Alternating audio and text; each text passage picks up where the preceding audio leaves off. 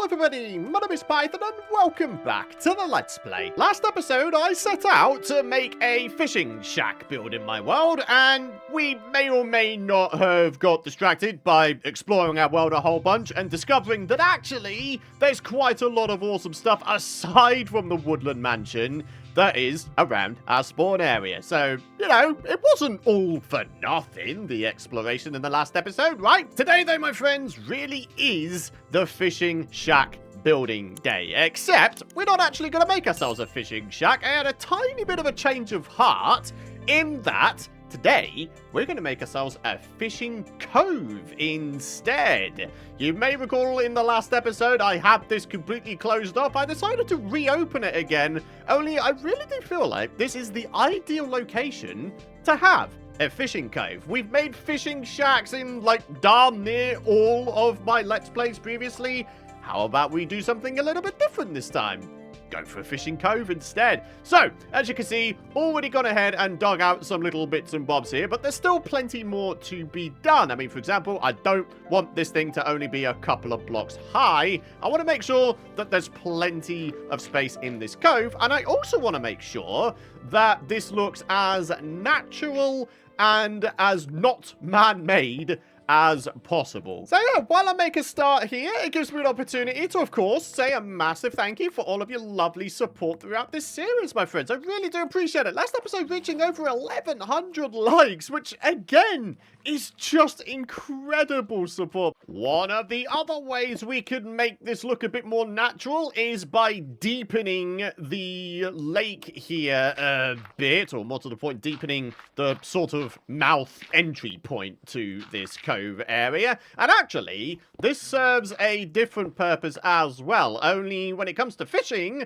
you're gonna want to have the chance of fishing up treasure, right? And in Java Edition, anyway, you need to have your water source be of a certain size and depth in order to then have a chance of capturing treasure. Now, so far as I can remember, it's something like a 5x5 area centered on your fishing bobber, and the water source in question also needs to be at least, I think, 2 blocks deep. So yeah, we're going for function as well as aesthetic with this little project here today, my friends. Now, I should mention, this isn't going to be the only thing I do in today's episode.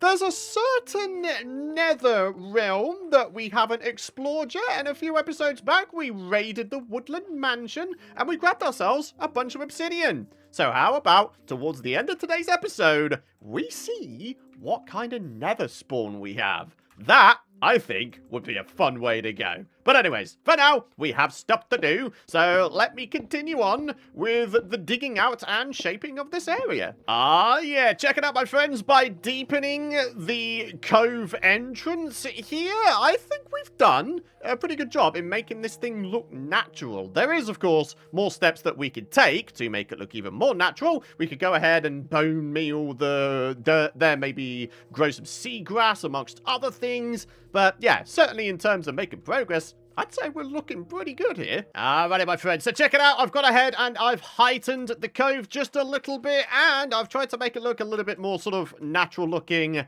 just like the deepening of the water before. So here's what I'm thinking. For this little back section here, I'm thinking we could potentially squeeze in a little bit of a Hobbit-style room here, in which we put all of our fishing-related storage. So things like fishing rods and the stuffs that we actually get from fishing, categorized by what they are, like enchanted books, treasure stuffs in general, fish. Basically, we're going full on with the cave aesthetic with this area, and as a result of doing so, I think we'll have ourselves something that looks pretty good, actually.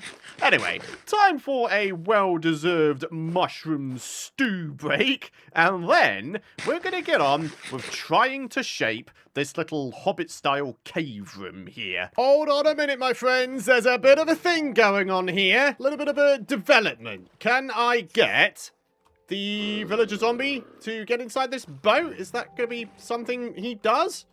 Come on, bud. You should be able to get up that. Yeah? Up the block. That's it. Come on, come on, come on. Get in the boat. Get in the boat. That way I can save you. You're going to turn into a drowned at this rate. Oh, no. I don't want him to turn into a drowned. Any minute now. That's exact. Oh, no, hang on. We actually did get him in the boat. Oh, thank goodness for that. Our first villager zombie. Brilliant! But anyways, in terms of a mini progress update, this is what I've got going on in terms of an entrance into my little fishing hobbit cove house of epicness. We've got some bushes just outside here. We've got a little bit of glass so we can actually see into the cove house. And now what we're going to do is we're going to place one of these bad boys down. Because then, not only will we have ourselves some nice particle effects from the firefly bush, but we'll also have some from the spore blossom. Yeah! Dude, I'm liking this. In terms of the cove itself, this is what we've got going on so far. There's obviously some more work to be done. We need to make ourselves the entrance this side as well. And then, you know, make the cove into a semi-decent shape. One that we can actually work with.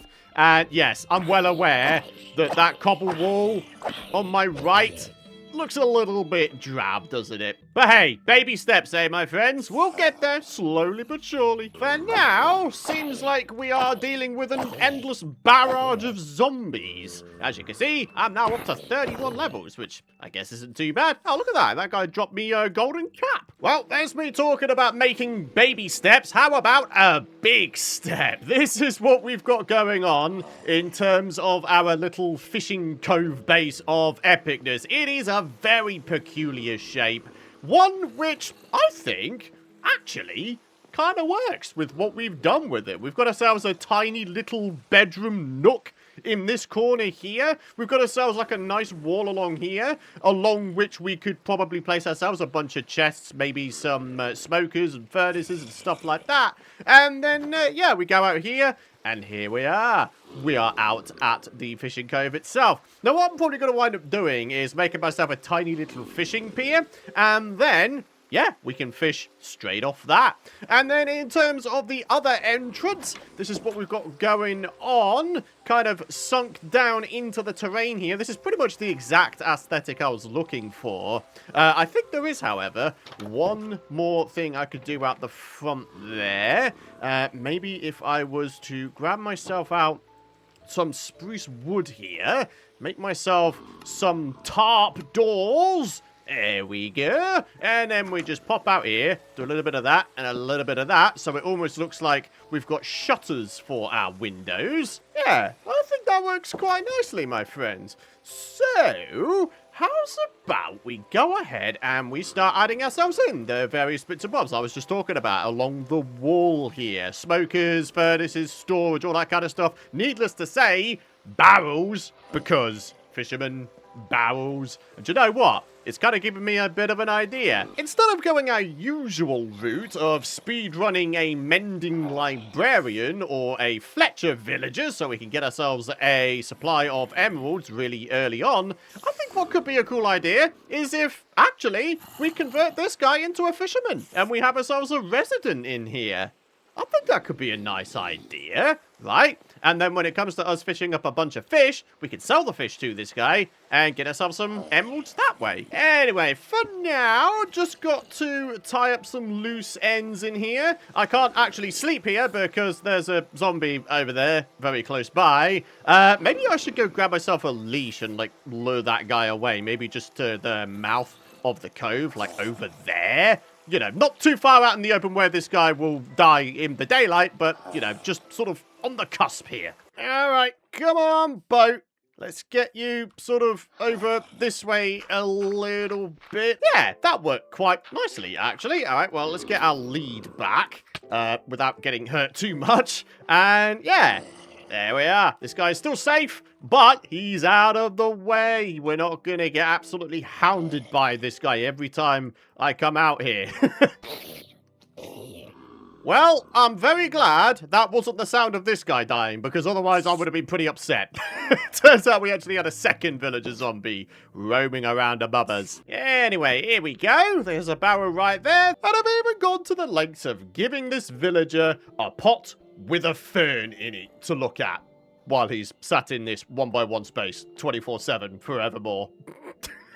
Right, let's go ahead and get ourselves a couple of smokers. These are going to cook the fish.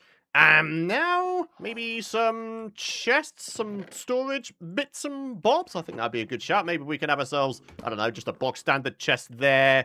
And then, oh, I don't know, maybe we have ourselves a second barrel. And maybe upon this barrel could be yet another chest. So yeah, this kind of becomes like a full-on utility wall. Because why not? I think that looks quite nice. And actually, talking of looking quite nice, I think we could go one further. We could add ourselves some supports in like that. And then, oh, I don't know, maybe some upside down stairs? I think we're going the right direction with this. Something like that. All right, folks, just a few little finishing touches here and there, and I think we'll be there. Maybe we chuck down some lanterns in place of the torches. Lanterns, in my opinion, they always look better than torches. Maybe we could just have one sitting on top of the crafting table there as well. Yeah. Alright, so I think this is looking pretty good. Outside the front here, there's just a teeny tiny little tidbit to do. Maybe we grab ourselves out, I don't know, a little bit of plant action. A fern in that one, and a little dead bush in that one. Right, how's this looking from afar now? Yeah, that's looking pretty good if you ask me. Now, I think the final thing to do in here is to maybe add a little bit of texture variation, maybe some color variation as well. We do have access to coarse dirt. That would be quite a nice bit of subtle texture variation. But I'm thinking more in terms of, I don't know, randomly dotting around some mossy cobble bits. I mean, at the end of the day, this is supposed to be a little cove kind of dealio, right? So, yeah, I think that would be a good idea. Let me just temporarily put back down this stone cutter. I'm going to get myself a bunch of slabberoos, rather like this. And then, yeah, we're just going to sort of dot some of these around a little bit. Ah, right. Yeah, that's not all that helpful, is it? Maybe we'll just go and do that and then just do that. Yeah. Okay, cool. Maybe in some places we could have ourselves just some random stairs dotted around to try and, I don't know, smooth things off a little bit at the very least. Like, we've got quite a harsh corner here, for example. Maybe I'll just pop that down there like that. Why not? There we are. That's looking a little bit more interesting, isn't it? Coarse dirt, mossy cobble, regular cobble. Yeah, I actually really like that. Right, now we've got a little bit to do out here. Maybe bone meal the ground. Maybe we could get some coarse dirt planted around here as well. So here we are, folks. What do you think? A big old improvement or a big old improvement? Oh, my word, I'm so very good at tooting my own horn, aren't I? But anyways, let's go grab ourselves some bones, and then we're going to go to town on the bone mealing of the ground. You know, add ourselves in just a little bit of nature. Wow, that's a good amount of bones, actually. Ah, I forgot to add the coarse dirt in the water, though. Hey, we're not about to do things by half measures in this series, my friend. So let's just go ahead and spread in the last few bits of coarse dirt I have on my person, just randomly throughout the mouth of this cove. And then, yeah, we will then get on with the spreading of the bone meals, rather like this. Boom. Oh, yeah. All right, so let's do it at the sides as well. A little bit of that. A little bit around the front here. And then I'm thinking we could get away with just bone mealing the grass just in general here. Just to tie off the area. See? I think we've got something that looks really nice now. Okay. Hey, do you know what, though? Do you know what? I think we could go even further, even still. Only we have ourselves one of these trees. The good old azalea tree. As a result, we have ourselves some rooted dirt underneath. How about we spread just a teeny tiny bit of rooted dirt within the cove base and cove entrance, and then we should be able to add ourselves in some little hanging roots as well. Something like this. Yeah. All right. Okay, let's get ourselves another bit in there. I don't think we need too many bits here. I'm going to do one over here. Rather like that. Then I'm thinking this bit over here is kind of being neglected a little bit. So let's just take a step back and have a look at it now. Yeah. Even though there's only 4 here, I still think that is enough. I don't think we need to go too much further than that. All we need to do is do the same on the inside here, because then that'll make this place look a bit more interesting as well. Certainly add a teeny tiny bit more color as well. So, I don't know, maybe do a little bit up here, like that. And what do we think? Maybe one final one? Or actually, do we think that's enough? Let's do one there. Yeah. So, yeah, not bad, eh, folks? Not bad at all. And ladies and gentlemen, there we are. The actual fishing pier itself. Nothing too extravagant, but I still managed to make space for just a tiny little bit of decoration. And the best thing is, either side of the pier is enough space for us to park our little boat. There we are. Perfect. Wait a minute. We've still got torches all over the place. Let's replace them with lanterns here and there. And then, my friends, then we can call this thing complete. That, oh my word, what's happening? I keep forgetting the zombies can do that. Just break down doors. Get out of here, sunshine. Wait.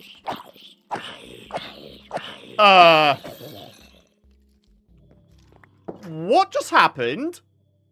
Why did that guy just take a ridiculous amount of sword hits? Can you get, like, super beefy zombies now? I'm not entirely sure if I'm a fan of that.